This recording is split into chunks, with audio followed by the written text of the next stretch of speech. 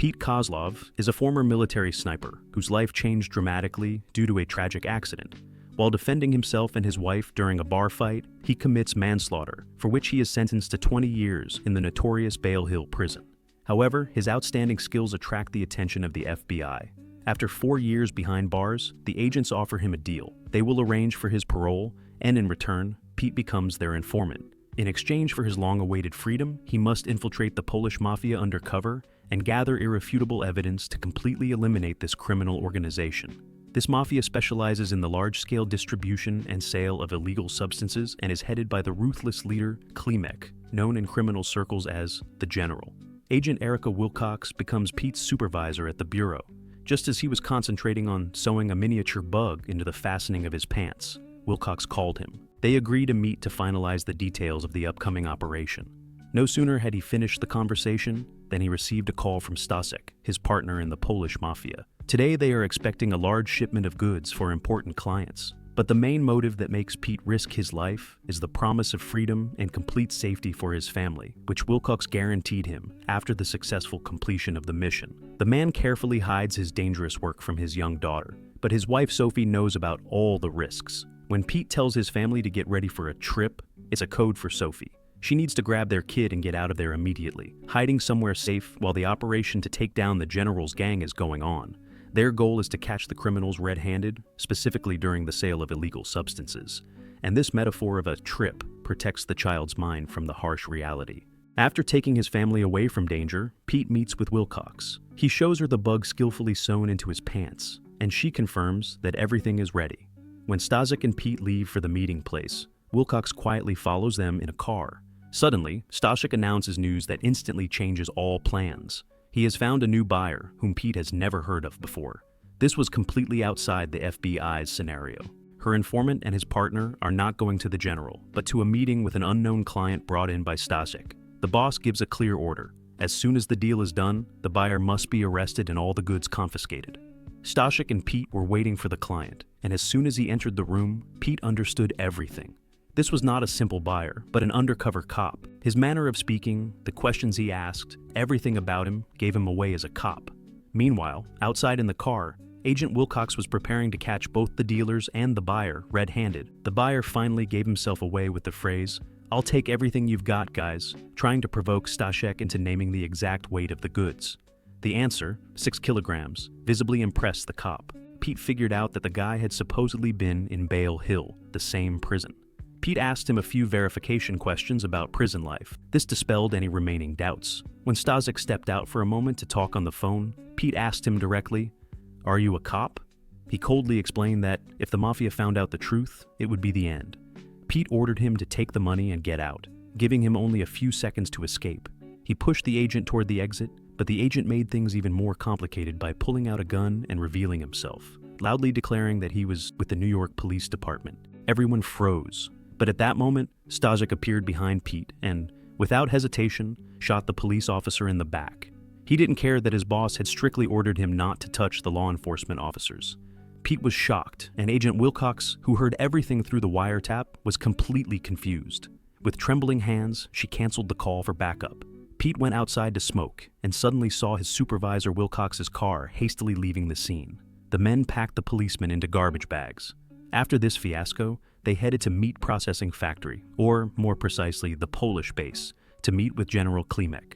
Pete was called inside, where he was thoroughly frisked before meeting the boss. The air in the room was so thick with tension that it seemed you could cut it with a knife. It immediately became clear why he had been called. With a cold gesture, the general ordered everyone present to leave, leaving them alone with Pete. He demanded an answer to one question. When exactly did Pete realize that their buyer was a cop?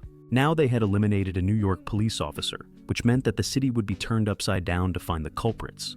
Stasek, who had no documents, would be forced to go into hiding. But Pete, they would come for him first. Apologies to the general would be of no help here. The general smoothly brought the conversation around to his new diabolical plan. Betrayal Hill Prison, he explained, functions as a kind of hub where prisoners are held before being distributed to other prisons in the state. So, whoever controls the narcotics supply in Betrayal Hill essentially controls all prison trafficking in New York. The hint was more than transparent. The boss offered Pete, as someone with experience in this prison, to head up the delivery and control of this gated market. The general ended the conversation with a direct threat. If Pete refused, the consequences would be dire. He cynically manipulated Pete, hinting at the safety of his family. When Pete stepped outside, his heart sank with horror. His wife and daughter were sitting in a car guarded by mafia members. Sophie's eyes were frozen in silent despair. They were taken home, and as soon as the mobsters left, Pete immediately called Agent Wilcox. He threw accusations at her. How could they have betrayed him so viciously? In response, he heard a cold excuse. His job was to lead the FBI to the general, and he had failed to do so, so they had absolved themselves of responsibility. But it was beyond his control. Pete was furious and devastated. At that moment, their daughter's friend knocked on the door. Sophie let the girl in, and while this distracted the child, a quarrel broke out between the couple. Pete accused his wife of not fulfilling his request, not taking their daughter Anna and leaving as far away as possible without waiting for him. Sophie, in turn, reproached him for waiting because she believed in the success of the FBI operation, believed that they would finally leave as a family and start a new life. The body of the eliminated policeman was thrown into the water near the port. The body was found shortly thereafter. The police arrived at the scene of the crime, along with Detective Edward Grenz from the Organized Crime Unit. The victim's name was Daniel Gomez, and Grenz, as his loyal colleague and boss, promised not to abandon the case. Grenz started questioning shop owners across the street, looking for surveillance camera footage that might have captured something. Since Gomez was eliminated in the Polish quarter, the detective was sure that the Polish mafia was involved. He met with his colleague Kat and shared what he had found. The cameras recorded Gomez entering the bar at 11:09 a.m., and at 11:27 a.m., a man left the bar to smoke. Now Pete became the main suspect for Grenz. The detective was plagued by guilt because he was the one who sent Gomez on a risky undercover operation, for which, as it now became clear, he was completely unprepared. Suddenly, during the conversation, Grenz noticed a woman across the street, Gomez's informant. They stopped her, and Grenz, unable to contain his anger, began aggressively demanding information, which only frightened her. Kat had to intervene and take over the interrogation herself. That same night, in an empty, dark parking lot, Pete and Wilcox met. This time, the agent did not come alone, but with her boss, Montgomery. Pete reminded them of the agreement. He had repeatedly provided evidence sufficient to convict Klimek in court. But now, the FBI wanted to quietly sweep the case under the rug due to the situation with the cops' elimination, modifying their agreement. They proposed to follow the general's plan. Pete must voluntarily return to prison. There, working under Klimek's supervision, he would gather even more evidence. And as soon as he succeeded, the FBI promised to release him immediately so that he could finally live freely with his family. It was a trap disguised as a new deal. Pete was, to put it mildly, shocked. Returning to that hell, that was definitely not what they had agreed on. However, there seemed to be no way out, and now he was facing a serious sentence, not only for violating his parole, but also for complicity in a serious crime. "Think about your family," Montgomery said finally, and they parted ways. One thing was clear. If Pete failed to gather ironclad evidence against the general, he would be left to rot in prison alone. It was impossible to rely on the FBI after such a blatant betrayal. Anticipating this turn of events, Pete played it safe by secretly recording every conversation with the feds. He had already accumulated a substantial collection of recordings that could be his ace in court. Meanwhile, on the other side of town, Detective Kat managed to get the frightened informant to talk. She got a name: Pete Koslow, born in the States, parents from Poland. Iraq veteran, sniper, suffers from PTSD, and the same manslaughter in a fight that got him sent to Bale Hill. Kat noticed that there were later edits to his file concerning parole. This immediately gave Grenz pause for thought. Kat was convinced that the FBI was involved, but Grenz, jumping to conclusions, had already pinned Gomez's elimination on Pete. He assumed that since Gomez had used the legend of serving time in Bale Hill, where his father had once been imprisoned actually, it might have personally affected Koslow. Immersed in the investigation, Kat completely lost track of time and suddenly remembered that she had a date. Grenz asked in surprise what kind of man it was, but it turned out that a girl named Layla was waiting for her, which came as a surprise to the detective. The next day, members of the Polish mafia, led by Staszek, banged on Pete's door. "Go to the garage," Pete said to them as usual, once again provoking their irritation.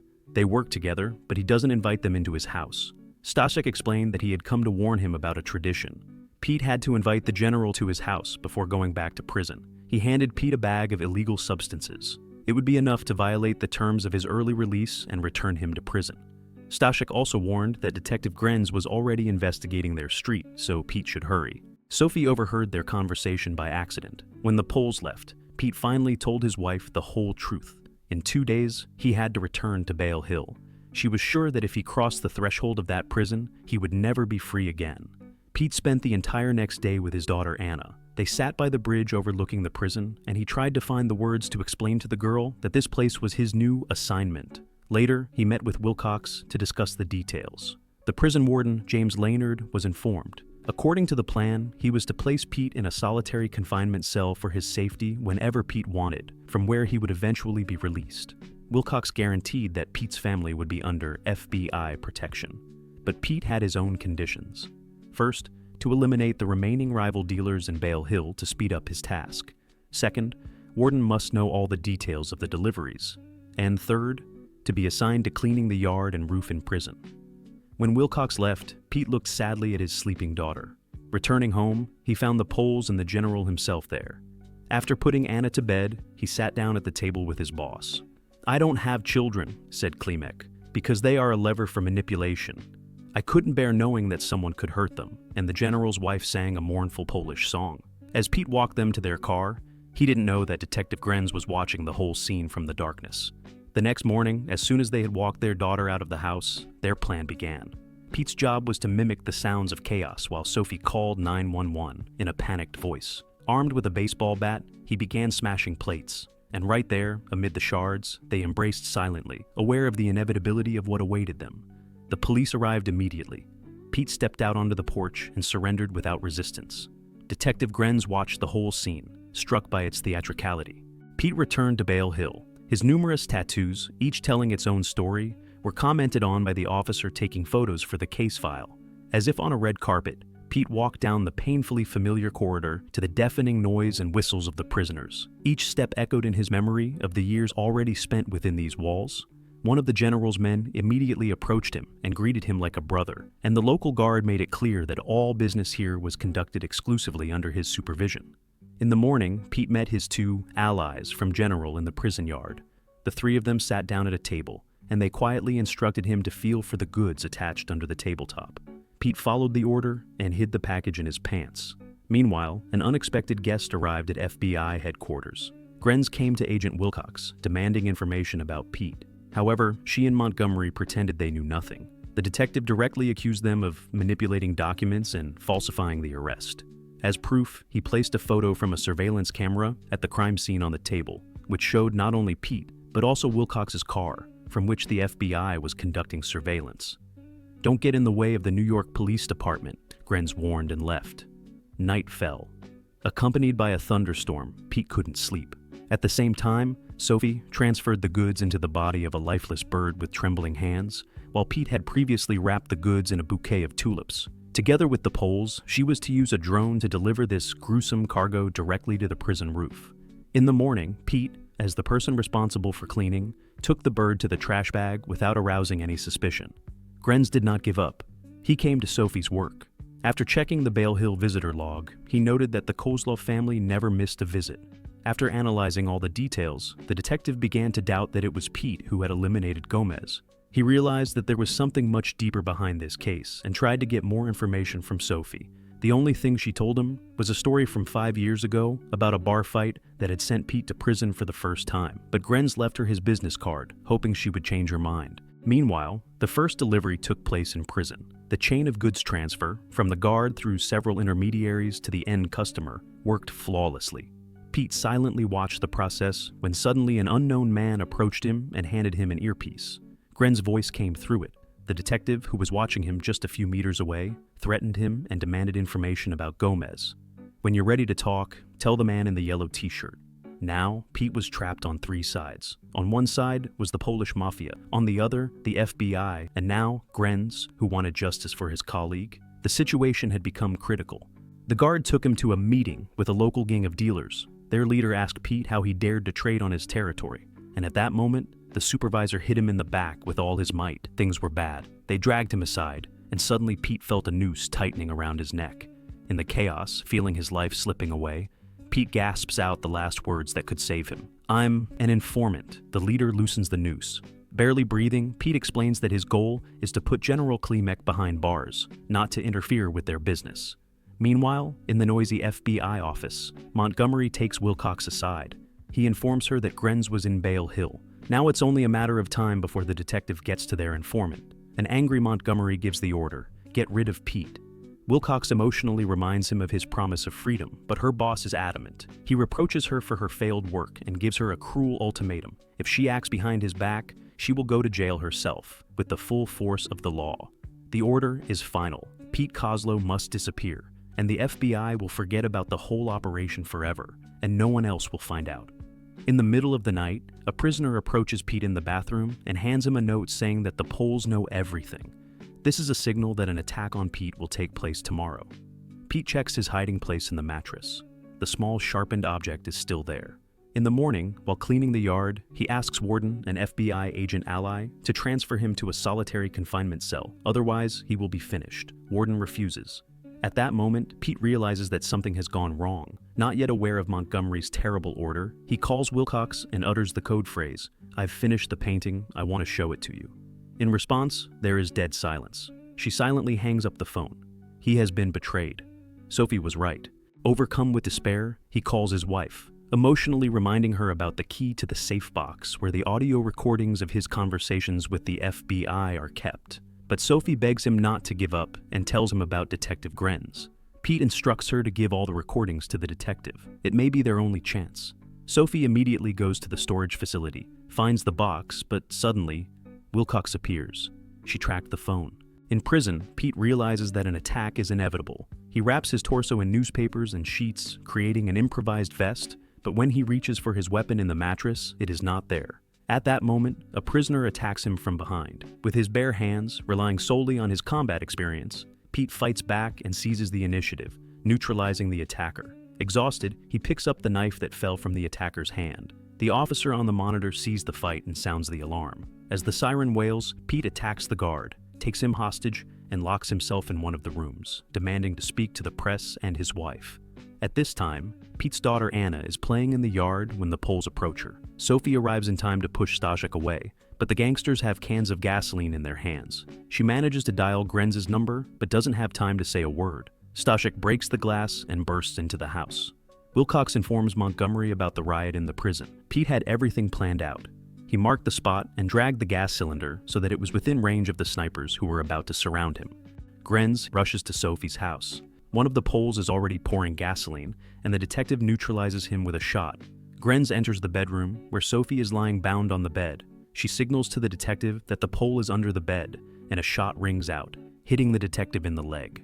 The wounded Grenz crawls down to the ground floor. Stashik follows him, taking Anna with him, and at that moment, Sophie manages to free herself from the ropes. When the Pole is ready to finish off the policeman, Sophie shoots Stashik in the back. He manages to fire back, wounding her, but Grenz finishes off the gangster with a control shot. In Bale Hill, Pete is surrounded by special forces. Warden brings him a phone. He talks to his wife, who is being taken to the hospital, and then to his daughter, who tearfully asks him to come back.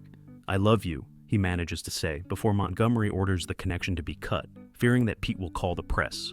Pete quickly changes into the uniform of the hostage officer. When he brings him to his senses, the officer attacks him in his new clothes. At that moment, the sniper following Montgomery's orders fires, but due to confusion with the clothing, hits the officer. The bullet pierces a gas cylinder in the room, causing an explosion. In the chaos, medics, thinking Pete is a wounded officer, take him to an ambulance. Wilcox, who has just arrived, notices this and gets in with them. In the car, she quietly places a gun next to Pete. He reacts instantly. He stops the car, shoots out the tires, takes everything she gives him, and disappears. Sometime later, on an NYPD boat, Wilcox allegedly reveals Pete's location to Montgomery. When he is about to go and eliminate him personally, he is surrounded by police led by Grenz. They have a warrant for his arrest. Later, in the park, Pete watches Sophie, Anna, and Erica Wilcox from a distance. He notices suspicious men following them. Grenz approaches him. He gives Pete fake documents and money. He will have to lie low for about a month while he and Wilcox finalize everything. His and Sophie's eyes meet from a distance, a silent farewell. For the sake of their future, he has to disappear right now. There is no choice. His journey of tension and uncertainty continues. It is unknown whether he will be able to achieve the freedom he desires without all this chaos, but at least he will try. Thank you for watching. Don't forget to subscribe to the Movie Fist channel and hit the like button so you don't miss new interesting episodes.